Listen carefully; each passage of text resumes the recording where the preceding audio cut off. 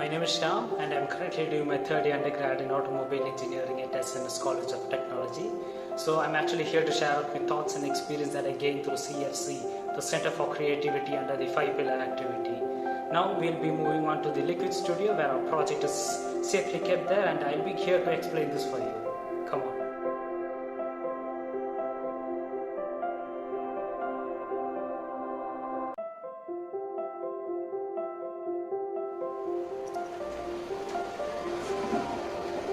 Firstly, I'll give you a small overview about what this project is actually meant for.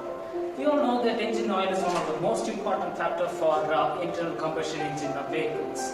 And not to be aware that people are not willing to check it manually or even to try to move it manually. So we've taken this factor into consideration by giving it out a solution to this problem. And now let's just get into this project overview.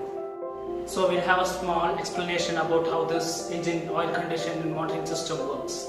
Now we'll be connecting this to a 12-volt battery, and then it is connected to a turbidity sensor. This turbidity sensor has a transmitter and a receiver where a light rays actually passes through it. We'll be having 3 samples. One is fresh, and one is medium, and one is heavily used.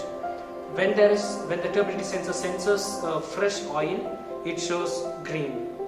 And then when a turbidity sensor senses a medium level of oil, it senses blue. And when a turbidity sensor senses the heavy usage of oil, it turns into red.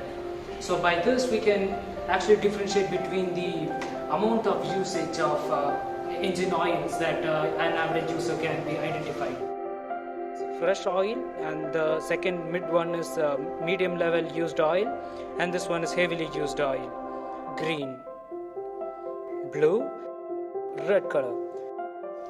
The Center for Creativity always helps students to bring out their own ideas and interests towards light.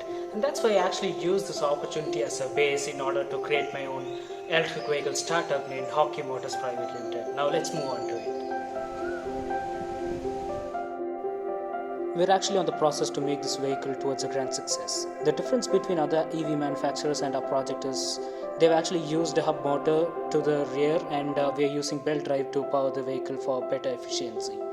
So I've used a 850 watt motor to drive the vehicle with a battery capacity of 48 volts and 36 amps of lithium-ion ferrous phosphate battery to energize it. And this one is our department second year students go-kart project, which has almost completed 90% of the work using design thinking phase. They are now actually at the final state of DT, that is testing. The students are also asked to publish their own projects into a journal publication in order to build up their publication skills. So the same goes for me as well, by publishing a paper on the International Research Journal for Engineering and Technology for my own project named Smart Helmet with the Ignition Off System. Thank you so much for taking your time and insight to view my CFC video. Thank you.